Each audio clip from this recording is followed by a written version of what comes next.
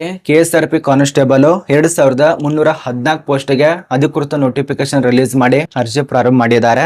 Kalyana Karnataka ವೃಂದದಲ್ಲಿ 859 post, ಅದೇ ರೀತಿಯಾಗಿ RPC ದಲ್ಲಿ ಅಂದ್ರೆ ಅಖಿಲ ಕರ್ನಾಟಕದಲ್ಲಿ 1455 ಪೋಸ್ಟ್. ಮಹಿಳೆಯರಿಗೆ ಅವಕಾಶ ಇದೆ, ಪುರುಷರಿಗೆ ಅವಕಾಶ ಇದೆ. ಇದಕ್ಕೆ ಅಪ್ಲಿಕೇಶನ್ 13/7/2026ರಿಂದ ಅಪ್ಲಿಕೇಶನ್ ಪ್ರಾರಂಭ ಆಗಿದೆ. ಅದೇ ರೀತಿಯಾಗಿ ಕೊನೆಯ ದಿನಾಂಕ 10/8/2026 ತನಕ ಅವಕಾಶ ಕೊಟ್ಟಿದ್ದಾರೆ. ನೋಡಿ, ಮುಂಚಿತವಾಗಿ ಏನು 300 ಪೋಸ್ಟಿಗೆ ಅಪ್ಲಿಕೇಶನ್ ಆಗಿತ್ತು, ಅದ್ರ ಬಳಿಕ ಯಾವುದೇ ನೇಮಕಾತಿನೇ ಆಗಿಲ್ಲ. KSRP ಕಾನ್ಸ್ಟೇಬಲ್ ಈಗ ನೇಮಕಾತಿ ಮಾಡ್ತಾ ಇದ್ದಾರೆ. ಯಾರು ಕೂಡ ಮಿಸ್ ಮಾಡ್ಕೋಬೇಡಿ, ಇಂಥ ಒಂದು ಅವಕಾಶ ಕಳೆದುಕೊಳ್ಳಬೇಡಿ, ಇದೊಂದೇ ಹೇಳೋದು ನಾನು. ಇಲ್ಲಿ ನೋಡಿ, 10/8/2026 ತನಕ ಅವಕಾಶ ಕೊಟ್ಟಿದ್ದಾರೆ ಮತ್ತು ಅಪ್ಲಿಕೇಶನ್ ಶುಲ್ಕ 11/8/2026 ತನಕ ಅವಕಾಶ ಇದೆ. ಇದ್ರ ಬಗ್ಗೆ ಫುಲ್ ಡೀಟೇಲ್ಸ್ ನಾನು ನಿಮಗೆ ತಿಳಿಸ್ಕೊಡ್ತೇನೆ. ದೈಹಿಕ ಪರೀಕ್ಷೆ, ವೈದ್ಯಕೀಯ ಪರೀಕ್ಷೆ ನೋಟಿಸ್ದಲ್ಲಿ ಏನು ತಿಳಿಸ್ಕೊಟ್ಟಿದ್ದಾರೆ, ಹಾಗೂ ಎಲ್ಲೆಲ್ಲಿ ಯಾವ ರೀತಿಯ ಪೋಸ್ಟ್ ಇದಾವೆ, ಎಲ್ಲ ಮಾಹಿತಿನ ಚರ್ಚೆ ಮಾಡೋಣ. ನೋಡಿ, ಈ ಒಂದು ವೃಂದದಲ್ಲಿ ಯಾವ್ಯಾವ ಒಂದು ಜಿಲ್ಲೆಯಲ್ಲಿ ಎಷ್ಟು ಪೋಸ್ಟ್ ಇದಾವೆ ಅದು ಕೂಡ ತಿಳಿಸ್ಕೊಟ್ಟಿದ್ದಾರೆ. ನಾನು ಮುಂದುಗಡೆ ಮಾತಾಡ್ತೇನೆ, ಕೊನೆತನಕ ನೋಡಿ ಗೊತ್ತಾಗತ್ತೆ. ಬನ್ನಿ, 2 ನೋಟಿಸ್ ಆಗಿದೆ KSRP ಇದು, 2 ನೋಟಿಸು. ಇಲ್ಲಿ ನೋಡಿ, ಕರ್ನಾಟಕ ಪೊಲೀಸ್ ಇಲಾಖೆಯಿಂದಾನೆ KSRP ಪೋಸ್ಟ್ ಪುರುಷರಿಗೆ ಮತ್ತು ಮಹಿಳಾ ಅಭ್ಯರ್ಥಿಗೆ 1455 ಪೋಸ್ಟ್. ಇದೆಲ್ಲಿದೆ? ಉಳಿಕೆ ಮೂಲ ವೃಂದದಲ್ಲಿ, ಮಿಕ್ಕಿಳಿದ RPC ದಲ್ಲಿ ಖಾಲಿರುವಂತ ಪೋಸ್ಟ್. ಅದೇ ರೀತಿಯಾಗಿ ಇನ್ನೊಂದು ನೋಟಿಸ್ ಆಗಿದೆ KKದು, ಅದು ಕೂಡ ತೋರಿಸ್ತೀನಿ ನಾನು. ಇದರಲ್ಲಿ 2-3 ಪ್ರಕಾರ ಇದ್ದಾವೆ. ಅದರಲ್ಲಿ ಒಂದೇ ಕೊಟ್ಟಿದ್ದಾರೆ 1455 ಅಂತ ಹೇಳಿ, ಇದರಲ್ಲಿ 2-3 ಪ್ರಕಾರ ಇದ್ದಾವೆ. ನೋಡಿ, ಮೊದಲನೇದಾಗಿ ಹುದ್ದೆಗಳ ವಿವರ. ಇಲ್ಲಿ ನೋಡಿ, KSRP ವಿಶೇಷ ಮೀಸಲು ಪೊಲೀಸ್ ಪಡೆಯಲ್ಲಿ ಎಷ್ಟಿದೆ? 334. ಅದೇ ರೀತಿಯಾಗಿ ಪೊಲೀಸ್ ಹುದ್ದೆಗಳು, ಪೊಲೀಸ್ ಕಾನ್ಸ್ಟೇಬಲ್ KSISF ಅಂತ ಹೇಳಿ, ಈ ಒಂದು KSISF ದಲ್ಲಿ 364. ಅದ ನಂತರ ಇನ್ನೊಂದು ಬರತ್ತೆ, ಭಾರತೀಯ ಮೀಸಲು ಪಡೆ, ವಿಶೇಷ ಪೊಲೀಸ್ ಕಾನ್ಸ್ಟೇಬಲ್ ದಲ್ಲಿ ಭಾರತೀಯ ಮೀಸಲು ಪಡೆ ಅಂತ ಹೇಳಿ, ಇದು 164 ಪೋಸ್ಟ್. ಅಂದ್ರೆ ಈ ಒಂದು KSRP ಕಾನ್ಸ್ಟೇಬಲ್ ಇದೆಯಲ್ಲ, ಇದು ಖಾಯಂ ಹುದ್ದೆ ಆಗಿರತ್ತೆ ಮತ್ತು ಸರ್ಕಾರಿ ಪೋಸ್ಟ್ ಆಗಿರತ್ತೆ. ಬನ್ನಿ, ಒಂದೊಂದು ನಾನು ನಿಮಗೆ ಇದ್ರ ಬಗ್ಗೆ ಡೀಟೇಲ್ಸ್ ಆಗಿ ನೋಡೋಣ. ನಾನು ನಿಮಗೆ ಬೇಸಿಕ್ ಆಗಿ ತಿಳಿಸ್ಕೊಡ್ತೇನೆ, ನೋಟಿಸ್ ಆಗಿ ತಿಳಿಸ್ಕೊಟ್ರೆ ತುಂಬಾ ಲಾಂಗ್ ಹೋಗುತ್ತೆ ವಿಡಿಯೋ. ನೋಟಿಸ್ ಅಂತ ಪ್ರಕಟ ಮಾಡಿದ್ದಾರೆ ಟೆಲಿಗ್ರಾಮು ಮತ್ತು ವಾಟ್ಸಾಪ್ದಲ್ಲಿ, PDF ಫಾರ್ಮ್ ಇದಾವೆ, ಚೆಕ್ ಮಾಡ್ಕೊಳ್ಳಿ. ಇದಕ್ಕೆ ವಿದ್ಯಾರ್ಹತೆ ಏನಾಗಿರ್ಬೇಕು? ನೀವೇನಾದ್ರೂ ಮಾನ್ಯತೆ ಪಡೆದ ಮಂಡಳಿ ಅಥವಾ ವಿಶ್ವವಿದ್ಯಾಲಯದಿಂದ ಪಾಸ್ ಆಗಿತ್ತಂದ್ರೆ ದ್ವಿತೀಯ PUC ಪಾಸ್ ಆಗಿರ್ಬೇಕು. SSLC ಇಲ್ಲ, ದ್ವಿತೀಯ PUC ಆಗಿರ್ಬೇಕು. ಪುರುಷರು ಮಹಿಳೆಯರು ಇಬ್ರು ಅಪ್ಲಿಕೇಶನ್ ಹಾಕಿ. ಯಾರು ಪುರುಷರಿಗೆ ಎಷ್ಟಿದಾವೆ, ಮಹಿಳೆಯರಿಗೆ ಎಷ್ಟಿದಾವೆ ಮುಂದ್ಗಡೆ ತಿಳಿಸ್ಕೊಡ್ತೇನೆ ಪೋಸ್ಟು. ಮೊದಲಿಗೆ ಸ್ವಲ್ಪ ಬೇಸಿಕ್ ಮಾಹಿತಿ ನೋಡಿ. ಇಲ್ಲಿ 18 ವರ್ಷದಿಂದ ಸಾಮಾನ್ಯ ವರ್ಗದವರಿಗೆ 33 ವರ್ಷ ಗರಿಷ್ಠ ವಯೋಮಿತಿ. ಪರಿಶಿಷ್ಟ ವರ್ಗ ಅಂದ್ರೆ SC ST 2A 2B ಹಾಗೂ 3 ಮತ್ತು 3B ವರ್ಗದವರಿಗೆ ಸೇಮ್ ಮಾಡಿದ್ದಾರೆ 35 ವರ್ಷ. ಕರ್ನಾಟಕ ಅರಣ್ಯ ಪ್ರದೇಶದಲ್ಲಿರುವಂತಹ ವ್ಯಕ್ತಿಗಳಿಗೆ 38 ವರ್ಷ. ಇದು ಸಂಸ್ಥೆಯಿಂದ ಅಧಿಕೃತ ವೆಬ್ಸೈಟ್ದಲ್ಲಿ ಈ ಒಂದು KSRP ಕಾನ್ಸ್ಟೇಬಲ್ ಹುದ್ದೆಗೆ ಅಪ್ಲಿಕೇಶನ್ ಹಾಕಬೇಕು. ಇದಕ್ಕೆ ಪರೀಕ್ಷೆ ದಿನಾಂಕನ ಅನೌನ್ಸ್ ಮಾಡಿದ್ದಾರೆ. ಇಲ್ಲಿ ನೋಡಿ, ಪರೀಕ್ಷೆ ದಿನಾಂಕ ಅನೌನ್ಸ್ ಆಗಿದೆ. 20/9/2026ರಂದು ಲಿಖಿತ ಪರೀಕ್ಷೆ ಇರತ್ತೆ. ಒಂದು ಪರೀಕ್ಷೆ ಇರತ್ತೆ. ಇದಕ್ಕೆ ಬೆಳಗ್ಗೆ 10:30ರಿಂದ 12 ಗಂಟೆ ತನಕ ಪರೀಕ್ಷೆ ನಡೆಸ್ತಾರೆ. ಇಲ್ಲಿ ನೋಡಿ, ಲಿಖಿತ ಪರೀಕ್ಷೆ ಇರೋದು ದಿನಾಂಕ ಮತ್ತು ಕನ್ನಡ ಪರೀಕ್ಷೆ ಇದೆಲ್ಲ ಮುಂದಕ್ಕೆ ತಿಳಿಸ್ಕೊಡ್ತಾರೆ. ಇಲ್ಲಿ ಪಠ್ಯಕ್ರಮ ಕೊಟ್ಟಿದ್ದಾರೆ ನೋಡಿ, ವಿಷಯಗಳು ಕೊಟ್ಟಿದ್ದಾರೆ, ಎಷ್ಟು ಅಂಕ ಇರತ್ತೆ, ಎಷ್ಟು ಟೈಮ್ ಕೊಟ್ಟಿರ್ತಾರೆ, ಅದನ್ನ ನೋಡ್ಕೊಳ್ಳಿ.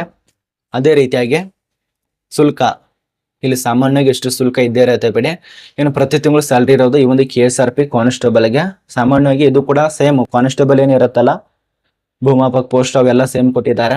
ಇನ್ನು ಖಾಯಂ ಹುದ್ದೆ ಇರೋದ್ರಿಂದ ವೇತನ ಕೂಡ ಪ್ರತಿ ವರ್ಷಕ್ಕೂ ವೇತನ ಸೇನೆ ಕೂಡ ಜಾಸ್ತಿ ಮಾಡ್ತಾರೆ ನಿಯಮಗಳ ಪ್ರಕಾರ. ಇನ್ನು ಆಗಲೇ ತಿಳಿಸ್ಕೊಟ್ಟೇನಲ್ಲ ನಾನು ನಿಮಗೆ ಏಜ್ ಲಿಮಿಟ್, ಅದ್ರ ಬಗ್ಗೆ ಮಾಹಿತಿ.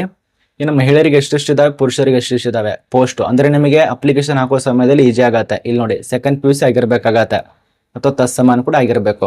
ಇಲ್ಲಿ ನೋಡಿ, RPC ದಲ್ಲಿ ಪುರುಷರಿಗೆ 1383 ಪೋಸ್ಟ್ ಇರತ್ತೆ, ಮಹಿಳೆಯರಿಗೆ 73 ಪೋಸ್ಟು. 1382 ಪೋಸ್ಟು ಪುರುಷರಿಗೆ, 73 ಪೋಸ್ಟು ಮಹಿಳೆಯರಿಗೆ. ಅದೇ ಕಲ್ಯಾಣ ಕರ್ನಾಟಕ ವೃಂದದಲ್ಲಿ ಮಹಿಳೆಯರಿಗೆ ಪುರುಷರಿಗೆ ಪೋಸ್ಟ್ ಅಲ್ಲಿ 2-3 ಭಾಗ ಇರೋದ್ರಿಂದ ಇಲ್ಲಿ ನೋಡಿ, ಇದು KSRP. ಈ KSRP ಇರೋದು 284 ಪೋಸ್ಟ್ ಪುರುಷರಿಗೆ, ಅದೇ ರೀತಿ ಮಹಿಳೆಯರಿಗೆ 50 ಪೋಸ್ಟು. ಅದ ನಂತರ ಪೊಲೀಸ್ ಕಾನ್ಸ್ಟೇಬಲ್ KSISF ಅಂತ ಹೇಳಿ, 274 ಪೋಸ್ಟು, ಇಲ್ಲಿ ಮಹಿಳೆಯರಿಗೆ 90. ಅಲ್ಲಿಗಿಂತ ಜಾಸ್ತಿ ಮಹಿಳೆಯರಿಗೆ ಇಲ್ಲೇ ಜಾಸ್ತಿ ಇದೆ ನೋಡಿ. ಅಲ್ಲಿ ಕಡಿಮೆ ಇದಾವೆ, 70ಕ್ಕಿಂತ ಜಾಸ್ತಿ ಇದಾವೆ, ಬಟ್ ಇಲ್ಲಿ ಜಾಸ್ತಿ ಕೊಟ್ಟಿದ್ದಾರೆ.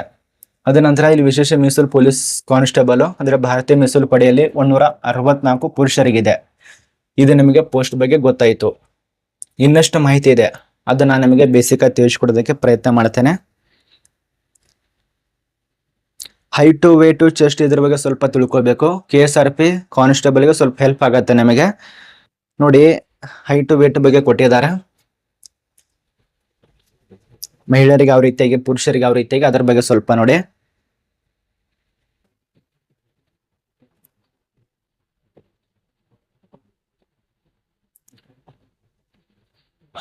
ಬಂತು ನೋಡಿ, ದೈಹಿಕ ಪರೀಕ್ಷೆ ಮಹಿಳೆಯರಿಗೆ ಎಷ್ಟಿಷ್ಟ ಆಗಿರ್ಬೇಕು, ಪುರುಷರಿಗೆ ಎಷ್ಟಿಷ್ಟ ಆಗಿರ್ಬೇಕಂತ ಕೊಟ್ಟಿದ್ದಾರೆ. ಎತ್ತರ ಪುರುಷರಿಗೆ ಮತ್ತು ಮಾಜಿ ಸೈನಿಕ ಅಭ್ಯರ್ಥಿಗಳಿಗೆ ಎತ್ತರ ಕನಿಷ್ಠ 168 ಸೆಂಟಿಮೀಟರ್ ಹೈಟ್ ಇರಬೇಕಾಗತ್ತೆ. ಕನಿಷ್ಠ ಇದರ ಸುತ್ತಳತೆ 86 ಸೆಂಟಿಮೀಟರು, ಅಂದ್ರೆ ಸಾಮಾನ್ಯವಾಗಿ ಕನಿಷ್ಠ ಕೊಟ್ಟಿದ್ದಾರೆ 86 ಇರಬೇಕಾಗತ್ತೆ. ವಿಸ್ತೀರ್ಣದಾಗ 5 ಸೆಂಟಿಮೀಟರ್ ಆಗಬೇಕು. ಇನ್ನು ಮಹಿಳಾ ಅಭ್ಯರ್ಥಿಗಳಿಗೆ KKದಲ್ಲಿ ಕೂಡ ಸೇಮ್ ಎತ್ತರ, ತೂಕ, ಅಳತೆ ಎಲ್ಲ ಕೂಡ ದೈಹಿಕ ಪರೀಕ್ಷೆ ಒಂದೇ. ಅದ ನಂತರ ಇಲ್ಲಿ ಕೂಡ ಒಂದೇ, ಇದನ್ನ ಅರ್ಥ ಮಾಡ್ಕೊಳ್ಳಿ. ಕನಿಷ್ಠ ಎತ್ತರ 158 ಸೆಂಟಿಮೀಟರ್ ಎತ್ತರ ಇರಬೇಕು ಮಹಿಳೆಯರಿಗೆ. ಕನಿಷ್ಠ ತೂಕ ಕೇಳಿದ್ದಾರೆ, ಇದು ಸುತ್ತಳತೆ ಇರೋದಿಲ್ಲ, ತೂಕ 45 kg ಇರಬೇಕು. ಜಾಸ್ತಿ ಇದ್ರೆ ಬಹುಶಃ ಚೆಕ್ ಮಾಡಬಹುದಲ್ಲಿ, ಕಡಿಮೆ ಇದ್ರೆ ನಡೆಯುತ್ತೆ ಮತ್ತು ಜಾಸ್ತಿ ಇದ್ರೂ ಕೂಡ ನಡಿಬಹುದು. ಜಾಸ್ತಿ ಕಡಿಮೆ ಇರಬಾರ್ದು, ಜಾಸ್ತಿ ಇರಬೇಕು. ಇನ್ನು ಕರ್ನಾಟಕ ಅರಣ್ಯ ಪ್ರದೇಶದಲ್ಲಿ ವಾಸ ಮಾಡ್ತಿರುವಂತ ಬುಡಕಟ್ಟು ಪುರುಷರಿಗೆ ಕನಿಷ್ಠ 55 ಸೆಂಟಿಮೀಟರ್ ಎತ್ತರ ಇರಬೇಕಾಗತ್ತೆ. ಇದು ಸುತ್ತಳತೆ 75 ಸೆಂಟಿಮೀಟರ್ ಇರಬೇಕಾಗತ್ತೆ. ಅದೇ ಅರಣ್ಯ ಪ್ರದೇಶದಲ್ಲಿರುವಂತ ಮಹಿಳಾ ಅಭ್ಯರ್ಥಿಗೆ ಕನಿಷ್ಠ 150 ಸೆಂಟಿಮೀಟರ್ ಎತ್ತರ ಇರಬೇಕು. ಕನಿಷ್ಠ ತೂಕ 45. ಅದು ಕೂಡ ಇದು ಕೂಡ ಸೇಮ್. ಇನ್ನು ಉಳಿದಂತ ಮಾಹಿತಿ ಸ್ವಲ್ಪ ನೋಡಿ. ಇಲ್ಲಿ ಇನ್ನು ರನ್ನಿಂಗ್ ಕೂಡ ಇರಬೇಡ. ರನ್ನಿಂಗ್ ಇದೆ ನೋಡಿ, ದೈಹಿಕ ಸಹಿಷ್ಣುತೆ ಪರೀಕ್ಷೆ ಅಂತ ಕರೀತಾರೆ. 1600 ಮೀಟರ್ ರನ್ನಿಂಗ್ ಇರತ್ತೆ. 1600 ಮೀಟರ್ ರನ್ನಿಂಗು ಪುರುಷರಿಗೆ ಹೇಳೋದು ನೋಡಿ. ಪುರುಷರಿಗೆ ಮೊದಲು ತಿಳ್ಕೊಳ್ಳಿ. 1600 ಮೀಟರ್ ರನ್ನಿಂಗು 6 ನಿಮಿಷ 30 ಸೆಕೆಂಡ್ದಲ್ಲಿ ಓಡಿ ಮುಗಿಸ್ಬೇಕು. ಅದೇ ರೀತಿಯಾಗಿ ಉದ್ದ ಜಿಗಿತ ಯಾವ್ದಾದ್ರು ಒಂದು ಕೇಳಿದ್ದಾರೆ, ಯಾವ್ದಾದ್ರು ಒಂದು ಆಯ್ಕೆ ಮಾಡ್ಕೊಳ್ಳಿ, ಅಥವಾ ಎರಡು ಕೂಡ ಭಾಗವಹಿಸ್ತಾನಂದ್ರೆ ಭಾಗವಹಿಸಬಹುದು. ಉದ್ದ ಜಿಗಿತ 3.80 ಮೀಟರ್ಗಿಂತ ಕಡಿಮೆ ಇಲ್ಲದಂತೆ ಜಿಗಿಬೇಕು. ಅದೇ ರೀತಿ ಎತ್ತರ ಜಿಗಿತ 1.20 ಮೀಟರ್ಗಿಂತ ಕಡಿಮೆ, ಅದಕ್ಕೆ 3 ಅವಕಾಶ ಕೊಟ್ಟಿರ್ತಾರೆ. ಏನು ಗುಂಡ ಎಸೆತ ಇದೆಯಲ್ಲ 7.26 kg ಇರತ್ತೆ. ಅದು ಅಂದ್ರೆ 7 kg ಮೇಲೆ 26 ಕೊಟ್ಟಿರ್ತಾರೆ, ಗ್ರಾಮ್ ಇರತ್ತೆ. ಅದ ನಂತರ ಇದು 5.60 ಮೀಟರ್ಗಿಂತ ಕಡಿಮೆ ಇಲ್ಲದಂತೆ ಎಸಿಬೇಕು. ಇದಕ್ಕೂ ಕೂಡ 3 ಅವಕಾಶ ಇರತ್ತೆ. ಅದು ಪುರುಷರಿಗೆ ಮಾಹಿತಿ, ಮಹಿಳಾ ಅಭ್ಯರ್ಥಿಗೆ ಮತ್ತು ಮಾಜಿ ಸೈನಿಕರಿಗೆ. 400 ಮೀಟರ್ ರನ್ನಿಂಗ್ ಇರತ್ತೆ. ಇದು 1 ನಿಮಿಷ 30 ಸೆಕೆಂಡ್ದಲ್ಲಿ ಓಡಿ ಮುಗಿಸ್ಬೇಕು. ಈಗಿಂದಾನೇ ಪ್ರಾರಂಭ ಮಾಡಿ, ತುಂಬಾ ಕಾಲಾವಕಾಶ ಕಡಿಮೆ ಇದೆ, ತುಂಬಾ ಕಡಿಮೆ ಇದೆ, ಪ್ರಾರಂಭ ಮಾಡಿ. ಇನ್ನು ಉದ್ದ ಜಿಗ್ತಾ ಇರೋದು 2.50 ಮೀಟರ್ ಕಡಿಮೆ ಇಲ್ಲದಂತೆ ಜಿಗಿಬೇಕಾಗತ್ತೆ ಮಹಿಳೆಯರಿಗೆ ಹೇಳ್ತಾ ಇರೋದು. ಅಂದ್ರೆ ಇಲ್ಲಿ ನೋಡಿ, ಎತ್ತರ ಜಿಗಿತ 0.90 ಮೀಟರ್ಗಿಂತ ಕಡಿಮೆ ಇಲ್ಲದಂತೆ ಜಿಗಿಬೇಕು. 3 ಅವಕಾಶ ಇರತ್ತೆ. ಗುಂಡೆಸೆತ ಇರೋದು 4 kg ಇರತ್ತೆ. 4 kg ಇರತ್ತೆ. ವರ್ಕೌಟ್ ಮಾಡಿ ಡಂಬಲ್ಸ್ ಯಾವ ರೀತಿಯಾಗಿ ಎತ್ತಿರಲ್ಲ ಅದಂತರ ಈಜಿ ಆಗತ್ತೆ. ಜುಮಿಗೆ ಹಚ್ಚಿ ಮುಂಜಾನೆ ಹೋಗಿ ಪ್ರಾಕ್ಟೀಸ್ ಮಾಡಿ, ನಿಮ್ಗೆ ಈಜಿ ಆಗತ್ತೆ. ಅದು 3.75 ಮೀಟರ್ ಇಲ್ಲದಂತೆ ಇಳಿಸಬೇಕಾಗತ್ತೆ ನೋಡಿ. ಇದು ನಿಮಗೆ ದೈಹಿಕ ಪರೀಕ್ಷೆ ಎಲ್ಲ ಮಾಹಿತಿ ಗೊತ್ತಾಯ್ತು. ಇನ್ನು ಉಳಿದಂತ ಮಾಹಿತಿ ನಾನು ನಿಮಗೆ ನಮ್ಮ ಟೆಲಿಗ್ರಾಮ್ ಗ್ರೂಪ್ನಲ್ಲಿ ಕೊಟ್ಟಿರ್ತೇವೆ, ಚೆಕ್ ಮಾಡ್ಕೊಳ್ಳಿ, ನೋಟಿಸ್ ಅನ್ನ ತಿಳ್ಕೊಳ್ಳಿ. ಇವೆಲ್ಲ ಕಣ್ಣಿನ ದೃಷ್ಟಿ, ವೈದ್ಯಕೀಯ ಪರೀಕ್ಷೆ ಅವೆಲ್ಲ ಕೊಟ್ಟಿದ್ದಾರೆ.